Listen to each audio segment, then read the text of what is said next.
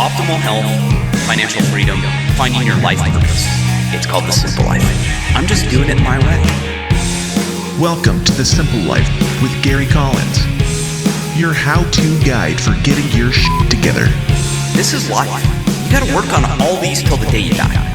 The only thing missing is you getting off your butt and doing it. All right, let's get to these questions as I need to bring them up. Oh, remember to turn off all of my notifications, which I'm great at forgetting to do.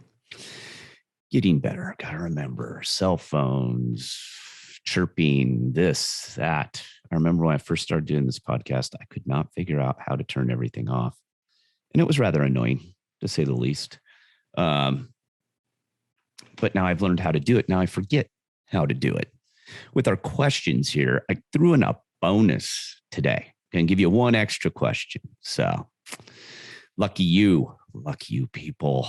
Love these questions. From Mark, what type of holsters do you use for your handguns? It's a good question. Good question.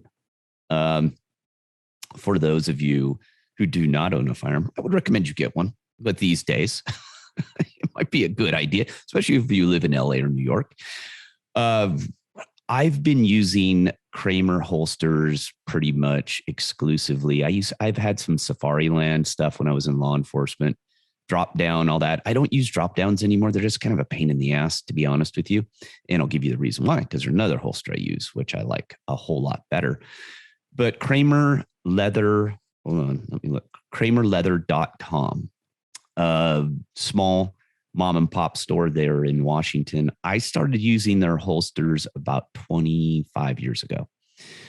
And for all of my handguns, except for one, because it didn't make sense, because I usually carry it in my pocket. So that I do not have one for that one, because there just was no point. I go with the horsehide. And I go with the basically compression retention holster. I do not have a thumb brake on any of my holsters. I never have. People think that's weird. The way they work is you have to pull them straight out. They're not a hard click retention holster. You can get them in two different ways.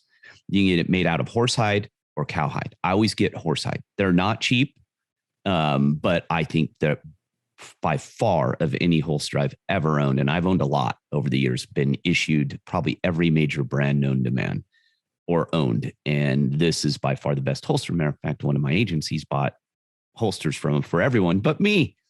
And I was the one who told them, and they said, you already have one, which I'd paid for with my own money. Yeah. Welcome to the government, people. Bunch of jackasses.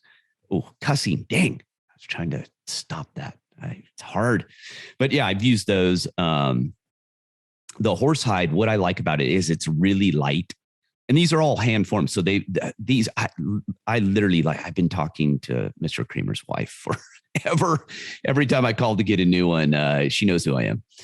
So I'd really appreciate if you guys said, hey, Gary Collins, this is where I heard of your holsters, just so they know. I've sent them a lot of business over the years because they're great people. So I go horsehide because they're light.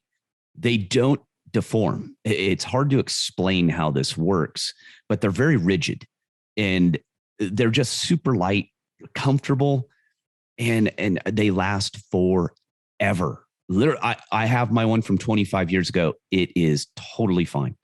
It's a little beat up here and there, but as far as abuse and everything, it looks great. It works great. No issues with it whatsoever. Still stiff. Matter of fact, I own 2 of their horsehide belts as well. So I have a shooting belt. They're a little different for people who aren't familiar with this gear talk.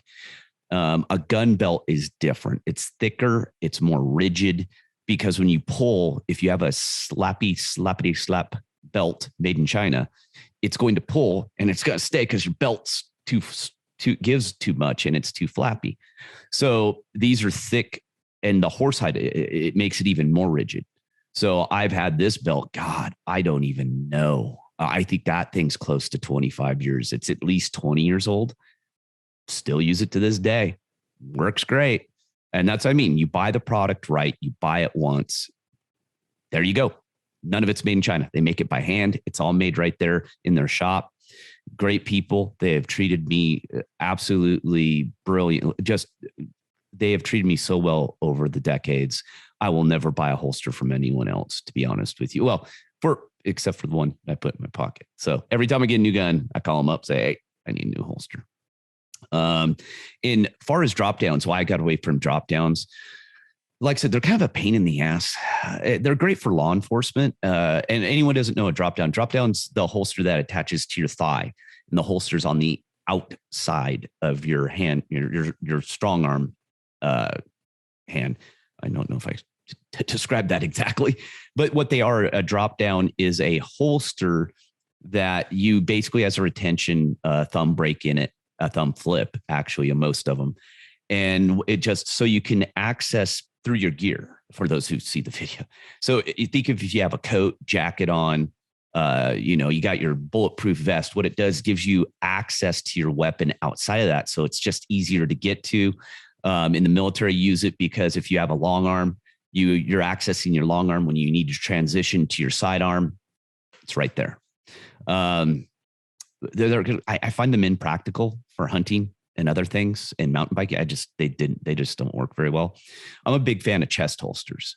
There's a bunch of manufacturers out there, and I've looked at them all. I settled on a company called Gunfighters, and I got to look, gunfightersinc.com, gunfightersinc.com.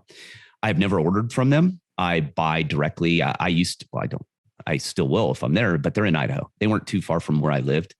So I would just drive down and go get them. I'd go test them out. They're always really nice. All guys, a couple veterans down there. It's veteran owned. So I've got 2 or 3. I don't remember how many I have. Every time I go through my gear, I find stuff that I didn't know I had. But I use it all. It's all relative to the firearms I own. But that, and I forgot, ankle holsters. I have a couple of those still.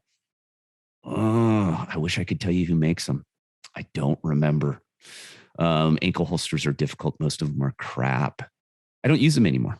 Like I said, it's in my pocket. That's why cargo pants and shorts are so excellent. Guns fit in pockets, and no one knows you have them. If you have the right gun, you have the right cargo pants. So I would recommend those. Those are, like I said, I've had no issues with either one. None of them have ever broken. I've never had to send them back. That's what I like. And chest holsters are so easy.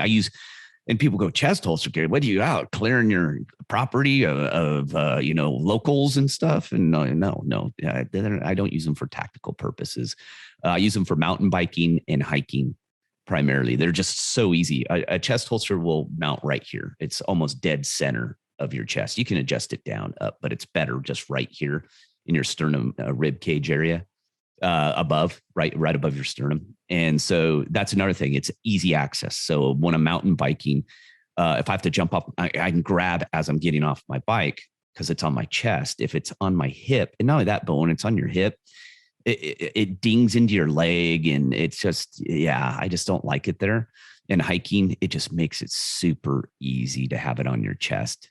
I just find it easier to access, more comfortable to me than having it on my side when I'm hiking around, but it's preference, totally personal preference. But great question there, Mark. That was a good one. Because gear is important. That's another, let's get into a little Gary tangent about gear. I hope to get into more gear this year. It's getting weird. Some of these companies I've used forever have turned into real jackasses. They really have. I don't know.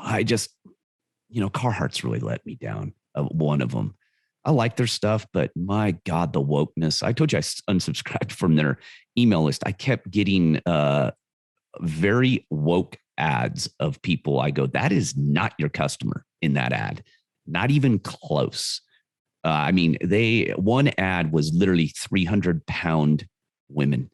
It was ridiculous. And I'm all, and a black lady with, what do you call those not extensions, but those braids, not dreads. And I'm like, what the? That makes absolutely zero sense. None whatsoever. It was obnoxious. And I was like, I'm out, dude. I'm not, you better pull your head out of your butt and figure out who your customer is and who you're advertising to. Nothing against those people, but I'm pretty confident they're not wearing Carhartt stuff. And if they are, they're wearing it because it's trendy, which is stupid. So you're going to buy, because it's outdoor gear. It's farming gear, hunting, farming, outdoor gear. If you're not doing any of those things and you're buying the gear, you're an idiot. You're a complete clown in life. I don't buy anything that doesn't have a purpose that I wear. That's just dumb. It's like me going and buying a suit and hanging out in my front yard, raking with it. Don't be stupid.